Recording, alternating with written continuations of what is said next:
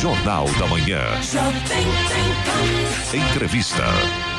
Muito bem, estamos recebendo hoje aqui o sócio do escritório Alves Oliveira Advocacia, responsável pela prática de reestruturação de empresas, Dr. Wagner Dutini, que fala com a gente agora sobre o problema que está enfrentando aí a empresa 123 Milhas. Doutor, bom dia, seja bem-vindo, tudo bem? Bom dia, tudo bem? Obrigado pelo convite. Por gentileza, mais pertinho do microfone, por favor. Bom dia, obrigado pelo convite. Seja bem-vindo, um abraço ao doutor Denilson também, que está com certeza, ele acorda cedo? Não sei não, acho que acorda. Então, acorda bem cedo. Está acompanhando a gente então, né? Com certeza, doutor, certeza. O Brasil, vamos dizer assim, né, foi pego de surpresa com esse problema aí financeiro de caixa, suspendendo pacotes da 123 Milhas. A coisa é complicada, doutor? Sim, quando uma empresa entra em recuperação judicial, a gente costuma dizer que é a UTI da empresa, né? Então, a recuperação judicial é um meio de se evitar a falência de uma empresa. Então, sim, a situação é grave, mas dentro dos mecanismos que a recuperação judicial traz para a empresa, ela vai ter toda a possibilidade de demonstrar que ela tem viabilidade econômica e que ela pode recuperar sua atividade normalmente ao final do processo. Doutor, parece que no Brasil inteiro, em torno de 700 mil pessoas foram lesadas por essa empresa. É isso mesmo? Sim, pelo que consta no despacho de processamento da recuperação judicial, proferido ontem pela juíza de Belo Horizonte, seriam 700 mil credores consumidores já listados pela empresa na recuperação judicial. Ou seja, a justiça aceitou então esse pedido de recuperação? Sim, ela aceitou o processamento do pedido, do processo. Agora a empresa, a partir da publicação dessa decisão, ela vai ter 60 dias corridos para apresentar o plano de recuperação judicial. Após a apresentação desse plano de recuperação judicial, ela vai convocar todos os seus credores para participarem de uma Assembleia Geral de Credores, onde esses credores irão dizer se eles aprovam ou não o plano de recuperação judicial da empresa. O senhor disse que a sede da empresa é Belo Horizonte, é isso, né? Ou sim, não? Pela distribuição da ação, a recuperação judicial sempre é distribuída ou na sede ou no principal estabelecimento da empresa. Então, como ela aceitou ali, provavelmente seja lá em Belo Horizonte mesmo. Com certeza, na região aqui, o pessoal que está acompanhando o Jornal da Manhã está ouvindo e foi lesado pela 123 Milhas. Não sei se o termo lesado está certo, doutor, é isso mesmo ou não? Na verdade, isso vai ser decidido durante o processo. Sim. Por enquanto, eles são listados como credores porque a empresa é insolvente, né? Então, não foi decidido ainda se houve realmente alguma lesão, algum ato ilícito praticado pelos administradores. Então, pode-se dizer que eles são credores. Vamos colocar assim. E quem está ouvindo a Rádio Jovem Pan neste momento e é credor da empresa 123 Milhas, o que pode fazer, doutor? Então, a partir de agora, ela vai poder procurar os administradores judiciais nomeados pela juíza e pedir informações se eles são colocados como credores lá ou não. Eles podem procurar a própria empresa também, que deve dar essa informação para os credores. No processo já existe uma relação de credores apresentada prévia, né, apresentada pela empresa, que dá mais ou menos 160 folhas de credores, né, uma planilha de Excel. Então eles podem consultar no processo também e, é claro, eles podem consultar um advogado especialista que vai orientá-los nesse sentido. Eles estando listados como credores, a única obrigação que eles têm é de acompanhar o processo e participar da assembleia quando eles forem convocados, porque a empresa vai convocá-los através de editais. Agora, se eles não tiverem listados como credores, eles têm direito ao que a gente chama de habilitação de crédito, que é a contratar um advogado e, através desse advogado, ele vai peticionar ao juízo da recuperação judicial informando que ele possui um crédito que não foi ainda listado pela empresa e o juiz vai incluir esse crédito na recuperação judicial da empresa. Doutor, Giovana, rapidamente, só dentro desse mesmo tema, e os usuários, que a gente ficou sabendo que alguns usuários já fizeram algum tipo de acordo com a 123 Milhas e receberam vouchers do valor que tinha sido pago. É claro que esse voucher, no final da história, só para citar um exemplo que a Jovem Pan São Paulo fez a entrevista, essa usuária, ela teria que pagar mais 4 a 5 mil reais para poder fazer a mesma viagem com esse voucher. Ela já havia feito esse acordo. No caso desses usuários que já fizeram um acordo e pegaram o voucher, eles ainda têm essa possibilidade de também tentarem entrar nessa ação?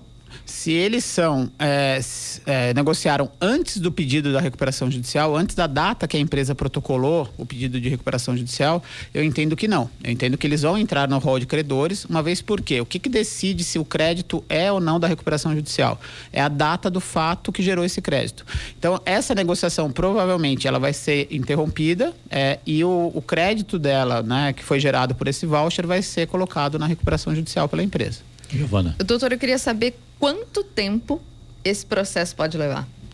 Olha, o processo de recuperação judicial, por mais que a legislação tenha trazido celeridade para ele, né, em 2005 e na reforma de 2020, ele é um processo que no mínimo dura 2 anos, tá, de fiscalização do juízo, a partir da decisão que ela conceder a recuperação judicial, ou seja, que é lá na frente. Em regra, ele vai durar de 6 meses a 1 ano esse procedimento de chegar na aprovação dos credores, mais esses 2 anos de fiscalização.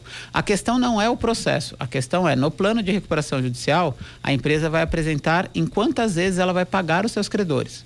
Então, tem empresa que pede 120 meses, 150 meses, tem planos de recuperação judicial que prevê 15 anos para pagamento. Agora, assim, a gente sabe, por exemplo, eu tinha gente com casal, né, com data de casamento aí marcado e ia fazer uma viagem de lua de mel e, quer dizer, esse sonho foi por água abaixo, digamos assim.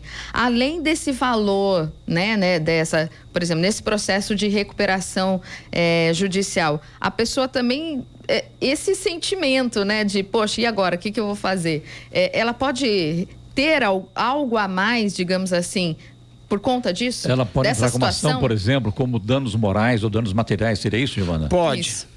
Pode sim. A recuperação judicial, ela suspende as execuções contra a empresa e as penhoras, né, as constrições de bens. Mas se uma pessoa lesada por um dano moral, ela pode sim entrar com uma ação civil exigindo esse dano moral, buscando esse dano moral. Só existe uma questão. Como o fato foi anterior, mesmo que a sentença desse processo de indenização por dano moral saia após a recuperação judicial, após o pedido, esse crédito o crédito que for gerado nessa ação vai entrar na recuperação judicial. Então é muito importante que o consumidor nessa hora se preocupe também com o custo disso tudo para ver se ele não vai piorar a situação dele, porque ganhei lá 10 mil reais de indenização mais 5 mil reais de crédito. Só que esse valor vai ser colocado na recuperação judicial e vai sofrer os efeitos do plano, ou seja, o deságio de 60%, 80%, não sei quanto a empresa vai pedir, mais o parcelamento. Então precisa ver se compensa toda essa briga. Muito importante, assim, como se tratam de muitos consumidores, a juíza da recuperação judicial já colocou que vai ter participação dos órgãos do Ministério Público, Defesa do Consumidor, Defensoria, todos eles vão poder participar. Então o consumidor pode procurar esses órgãos também e através deles tentar negociar alguma situação melhor. Inclusive a própria juíza já no despacho de processamento coloca que, como existem muitos consumidores, ela espera que a empresa apresente no plano já uma situação de reparação a essa questão de dano moral, dessa lesão aos consumidores nesse sentido mais pessoal, né? Doutor, está aqui várias perguntas aqui de ouvintes, já mandando ao senhor aqui as perguntas. Por exemplo, aqui, o Gustavo, aqui de São José dos Campos. Bom dia. Tem 2 pacotes comprados na 123 milhas. Um já está pago, o outro faltam 5 parcelas. Posso parar de pagar ou devo continuar pagando? Pergunta do Gustavo, de São José dos Campos. Olha, em regra, sim. Né, pela questão até contratual, que existe um descumprimento da empresa. Mas ou seja, tem que pagar então, quando continuar pagando, seria isso? Não, ele até poderia parar de pagar, porque se imagina-se que haverá um descumprimento da empresa. Tá. Mas é importante imaginar que ele só vai adquirir a condição de credor mesmo da empresa, do pacote todo, a hora que ele terminar de pagar. A empresa vai continuar com suas atividades? Sim. Aí vai depender o quê? O grau de confiança que ele tiver, que a empresa vai conseguir honrar isso mesmo. A empresa não parou então, doutor? Ela continua vendendo pacotes? Ela vai poder continuar, claro que agora muito mais restrito, porque o juiz e os administradores judiciais e próprio Ministério Público vão estar fiscalizando em cima, mas a ideia da recuperação judicial é que ela não pare a atividade econômica dela. Então, ela vai poder continuar cumprindo, vendendo pacote e cumprindo com suas obrigações que não estão incluídas no plano de recuperação, na recuperação judicial. Agora, se ele deve parar ou não de pagar, deve ser analisado num caso concreto, talvez com auxílio do PROCON, com auxílio de órgãos especializados nisso, ou de um advogado especializado em direito do consumidor, para que ele oriente corretamente para quê? Que ele também não perca por deixar de pagar. Então, é muito importante que as pessoas tenham isso em mente. A empresa continua com as suas atividades e vai poder continuar pagando, vendendo pacotes e entregando as viagens. Ela só não vai poder pagar aqueles que se tornaram credores, aqueles que tiveram já o crédito consolidado antes do pedido da recuperação judicial. A gente falou aqui antes de começar a entrevista aqui sobre o problema das ações, né? Muita gente acaba a pensão do que fala, né? No processo que está em curso na justiça. Mas não é isso, tem que fazer uma parte agora, é isso, doutor? Isso, na verdade o que acontece? O processo de recuperação judicial, ele é um processo muito diferente dos demais. Você não tem aquela coisa de citação, contestação, é um processo fiscalizatório, o judiciário age como um órgão fiscalizatório. É um processo único, seria? É um processo único. Tá. Então, o que acontece? Se eu tenho um crédito que ele não está listado pela empresa já, eu posso habilitá-lo no processo, só que eu não faço isso diretamente no processo. Através do advogado, eu vou fazer um pedido apenso a esse processo, que é o chamado habilitação de crédito, e isso anda em paralelo ao processo de recuperação judicial. Por que isso? Para não tumultuar. Porque só no processo da 123 milhas, em 2-3 dias foram 40, 60 petições pedindo habilitações de crédito. E isso com certeza vai tumultuar, e a juíza já pediu no despacho dela para que se retire essas habilitações do processo e as pessoas entrem novamente fazendo o pedido em apenso através da ação correta, da medida correta. Na sua experiência e também na história do judiciário, doutor, com tantos credores assim da 123 milhas, o senhor acredita que ela consegue fazer essa recuperação ou é muito difícil? Olha, tem que aguardar o laudo econômico-financeiro que é apresentado junto com o plano de recuperação judicial. Ali você consegue fazer uma análise melhor, inclusive com o próprio plano.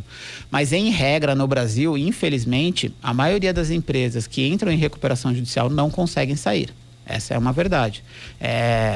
Acabam não sobrevivendo ao processo ou se estende por vários anos a recuperação judicial, numa tentativa realmente de soerguê-la, ou acaba convolando em falência, ou seja, entrando em falência a empresa. Então, mas depende muito da empresa, a gente tem que aguardar agora o plano e esse laudo de viabilidade econômica, que é muito importante ser analisado.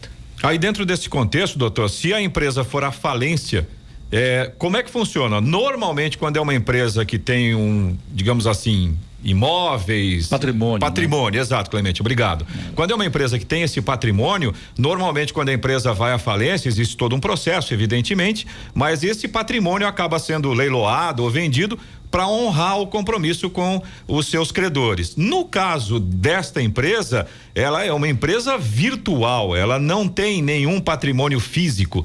No caso extremo de chegar realmente a um processo de falência, como é que ficam os credores, né? Os usuários nesse caso?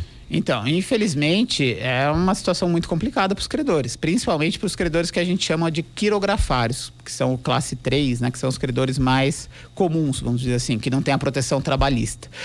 Num caso de falência, o trabalhista vai ser pago, o fisco, né, os tributos, o governo, e aí depois o que sobrar vão para os credores, quirografários e classe EPP, ME, né, as microempresas. E se não tiver crédito para todo mundo, se não tiver bens para pagar todos os créditos, a falência vai ser encerrada por ausência de bens, por liquidação total. Tá, então, desculpa até te interromper, então deixa eu ver se eu entendi. Então, quer dizer, falando especificamente do 123 milhas, se a gente chegar nesse cenário, os proprietários da 123 milhas ficam de boa, os usuários perdem seu dinheiro e suas viagens. Resumindo, seria isso. Não necessariamente. A dívida pode ser transferida para os proprietários? Pode sim, até porque como tem muito consumidor, a própria juíza já colocou na decisão de processamento da recuperação judicial a possibilidade de adoção de uma medida que é chamada desconsideração da personalidade jurídica, onde o judiciário, ele desconsidera a pessoa jurídica e vai atrás das pessoas físicas. Mas isso só vai ser usado se ficar comprovado que houve má administração lesiva aos consumidores mesmo, aquela lesão ao consumidor, dolo, se houve exatamente, um dolo, uma fraude. Então, assim, vai ser uma recuperação judicial muito interessante de acompanhar. Por quê? Justamente por todas essas características, de ser uma empresa virtual, de ser uma empresa com poucos bens físicos, né? E com muitos consumidores. Tem bastante consumidor e isso vai ser interessante de acompanhar. Doutor, com toda a sua experiência, analisando todo esse cenário, né, que nós estamos acompanhando aí ao longo desses dias, da 123 milhas, qual é a sua dica para quem está nos ouvindo e tem algum pacote, ou como o ouvinte que mandou essa pergunta para a gente, ainda está pagando algum pacote da 123 milhas. Qual a sua dica? Primeiro, consultar especialistas, né, sejam colegas ou os órgãos de proteção, PROCON, Ministério Público, Defensoria, para que essas pessoas especializadas em direito de consumidor indiquem o melhor caminho para ele.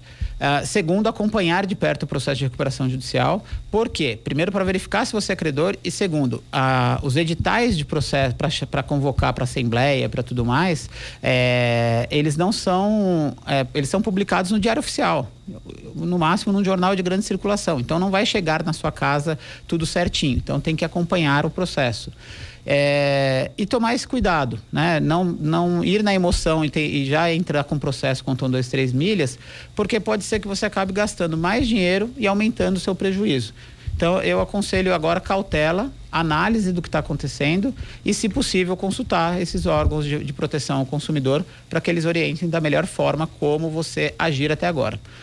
A empresa demonstrando capacidade administrativa, econômica, financeira de realmente continuar suas atividades a partir de agora e ela honrar com os seus compromissos, acho que é a parte mais importante. A empresa agora tem que demonstrar que ela tem capacidade de se levantar. E um dos meios é o quê? Poxa, consegui a blindagem da recuperação judicial, consegui a suspensão das execuções, vou honrar aqueles compromissos que eu tenho a partir de agora, que não são créditos que vão entrar na recuperação judicial. Isso é muito importante, por quê? Para reconquistar a confiança que o mercado tinha.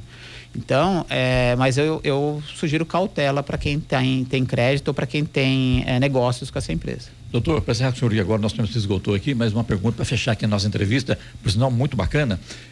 Os credores, eles têm que entrar com processo em BH, onde a juíza está tomando conta do caso, ou pode ser em qualquer vara da fazenda, ou vara civil da cidade, onde a pessoa está moradora, ou enfim, né? Não, os processos, tanto cíveis quanto trabalhistas, né, de indenização civil ou trabalhista, eles seguem o rito normal. Então, se a pessoa é aqui de São José, ela vai entrar em São José. A hora que acabar o processo, o juiz aqui de São José vai soltar uma certidão de habilitação de crédito, aonde ele vai pegar essa certidão, aí sim ele protocola lá junto ao juízo de BH. Muito bem, conversamos aqui com o sócio do escritório Alves Oliveira Advocacia, responsável pela prática de reestruturação de empresas, o Dr. Wagner Dutini, a quem agradecemos pela excelente entrevista. Doutor, muito obrigado por atender ao nosso convite. Seja bem-vindo sempre aqui. Agradeço e estou sempre à disposição.